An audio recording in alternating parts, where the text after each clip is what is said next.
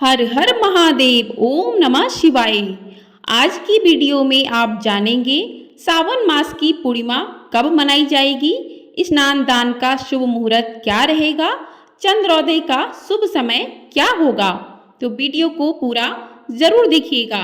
सावन को हिंदू धर्म का सबसे पवित्र महीना माना जाता है और यह भगवान शिव का सबसे प्रिय महीना होता है।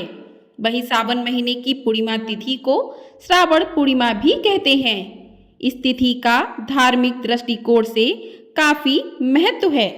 सावन पूर्णिमा के दिन स्नान दान के कार्यों का विशेष महत्व होता है। यह विशेष दिन जगत के पालनहार श्री हरि विष्णु जी की पूजा आराधना के लिए समर्पित है। हर साल सावन माह में आने वाली पूर्णिमा तिथि के दिन रक्षाबंधन का पावन पर्व मनाया जाता है। इस दिन बहनें अपने भाई को रक्षा सूत्र बांधती हैं और उनके सुखी जीवन की कामना करती हैं। वहीं भाई भी अपनी बहनों की रक्षा करने का वचन देते हैं।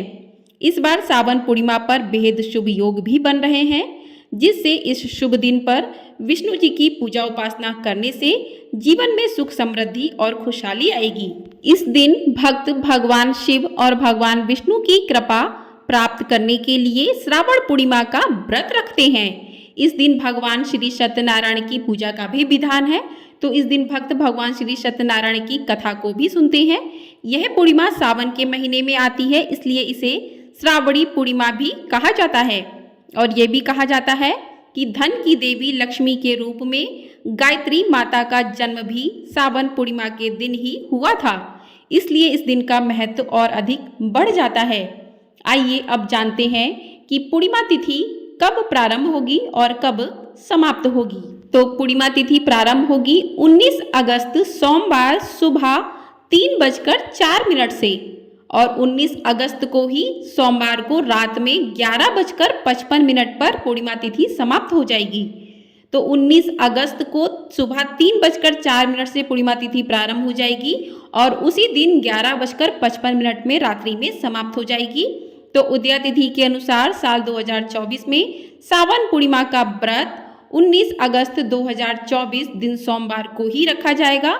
इसी दिन पूर्णिमा का व्रत किया जाएगा, स्नान दान किया जाएगा, श्री सत्यनारायण का व्रत भी इसी दिन किया जाएगा और इसी दिन रक्षाबंधन भी रहेगा।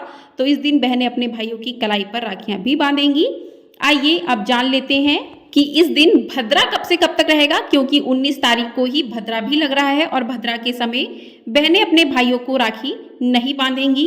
तो भद्रा काल का समय रहेगा, भद्रा मुख रहेगा सुबह 10:53 से लेकर 12:37 और भद्रा पूज का समय रहेगा सुबह 9:51 से लेकर 12:37 तक।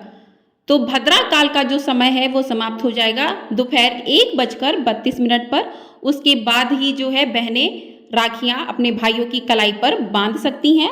आइए अब जानते हैं कि इस दिन स्नान दान का शुभ मुहूर्त क्या रहेगा। तो स्नान दान के लिए ब्रह्म मुहूर्त रहेगा प्रातः 4:32 से लेकर 5:20 तक और दूसरा अभिजीत मुहूर्त रहेगा 12:04 से लेकर 12:55 तक। तो ये दो मुहूर्त रहेंगे। तो ब्रह्म मुहूर्त में स्नान दान का कार्य करना चाहिए और अभिजीत मुहूर्त भी किसी कार्य को करने के लिए सर्वोत्तम मुहूर्त होता है। तो इस समय में जो है आप दान कर सकते हैं और पितरों का तर्पण करने का समय दोपहर का रहता है। तो 12 बजे से लेकर 2 बजे तक का पितरों के तर्पण का समय रहेगा। तो इस समय में आप पितरों का तर्पण कर सकते हैं। आइए अब जानते हैं चंद्रोदय का शुभ समय क्या रहेगा, क्योंकि पूर्णिमा के दिन चंद्र को अर्घ्य भी दिया जाता है। तो चंद्रोदय का समय रहेगा शाम 6:56 पर। तो 6:56 पर चंद्र उदय हो जाएगा। उसके बाद चंद्र को अर्घ्य देने के बाद ही आप अपने व्रत का पारण कर सकते हैं, यदि आपने व्रत रखा है। तो आइए अब जानते हैं कि सावन पूर्णिमा जो है पूर्वजों की आत्मा की शांति के लिए महत्वपूर्ण मानी जाती है। इस दिन पितरों का तर्पण किया जाता है। पितरों के तर्पण से घर में सुख शांति और समृद्धि बनी रहती है। ऐसा करने पर पितरों का आशीर्वाद प्राप्त होता है। इससे भविष्य में होने वाली अशुभ घटनाओं से मुक्ति मिलती है। सावन पूर्णिमा के व्रत का पारण देवी लक्ष्मी की पूजा के साथ किया जाता है। इस दिन देवी लक्ष्मी की पूजा रात के समय की जाती है। ऐसा करने से जातक को कभी भी धन की कमी नहीं होती है, साथ ही आर्थिक स्थिति में सुधार होता है। आइए अब जानते हैं कि इस दिन आपको पूजा विधि क्या रहेगी, पूजा किस प्रकार से करनी है। तो पूर्णिमा के दिन सुबह जल्दी उठकर स्नान आदि कर लें। अगर संभव हो सके आप तो किसी गंगा जी में जाके स्नान कर सकते हैं। यदि आप घर पर ही स्नान करते हैं तो स्नान के पानी में आप थोड़ा सा गंगा जल मिलाकर स्नान कर लें। स्नान करने के बाद स्वच्छ वस्त्र धारण करें। उसके बाद आप इस ब्राह्मणों को दान दक्षिणा दें। यदि आप व्रत कर रहे हैं तो व्रत का संकल्प लें। दान में आप अनाजों का दान कर सकते हैं, अन्न का दान कर सकते हैं, धन का दान कर सकते हैं, वस्त्रों का दान कर सकते हैं। तो ब्राह्मणों को दान दें, गरीबों जरूरतमंद को दान दें, गरीबों को दान करें। व्रत का संकल्प लें कि आज आपने सावन पूर्णिमा का व्रत किया है। उसके बाद आपको पूजा करनी है। तो पूजा के लिए आपको एक साफ चौकी लेनी है, उस पर कपड़ा बिछाना है। उस पर भगवान भोलेनाथ और भगवान विष्णु की प्रतिमा को स्थापित करना है। पूजा की सभी सामग्रियों को एकत्रित कर लेना है। उसके बाद अभिषेक करना है आपको भगवान भोलेनाथ को और विष्णु जी का। उसके बाद आपको मिठाई, फल, बेलपत्र, धूप, दीप, शुद्ध जल, फूल आदि जरूर शामिल करें पूजा में। तो भगवान विष्णु को, भोलेनाथ को बेलपत्र भोलेनाथ को चढ़ाएं। भगवान विष्णु को आप जनेऊ अर्पित करें, चंदन से तिलक करें। तो इस प्रकार से पूरे विधि विधान से आप जो है भगवान विष्णु की और भगवान भोलेनाथ की पूजा कर सकते हैं।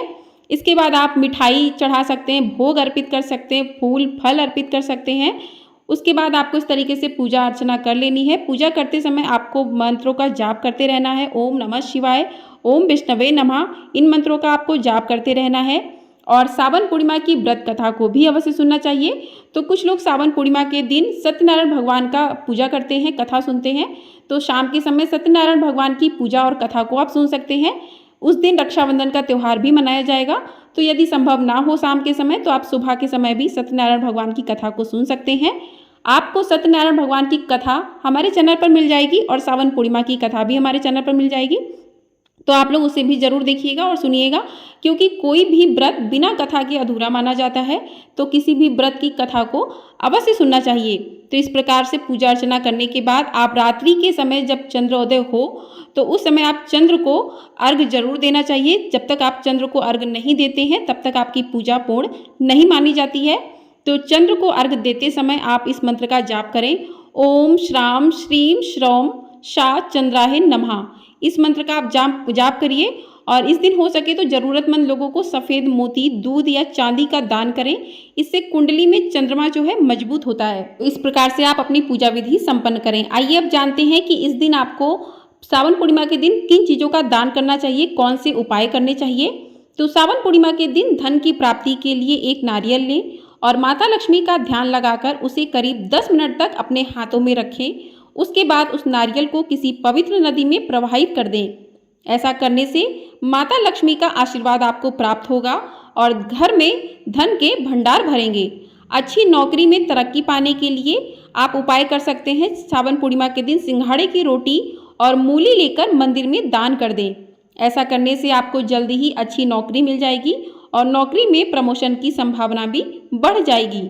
यदि दाम्पत्य जीवन में परेशानियां आ रही हैं तो आप इसमें खुशियां लाने के लिए, अपने संबंध को मजबूत बनाने के लिए सावन पूर्णिमा के दिन चांदी का हाथी या मेटल का हाथी खरीद कर लाएं और अपने बेडरूम में किसी टेबल पर रख दें। ऐसा करने से वैवाहिक जीवन में मधुरता आती है।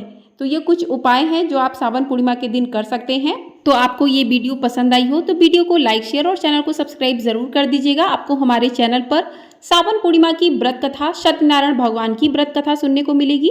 तो आपने यदि चैनल को सब्सक्राइब नहीं किया है तो चैनल को सब्सक्राइब जरूर कर लीजिएगा और कमेंट बॉक्स में हर हर महादेव अवश्य लिखिएगा।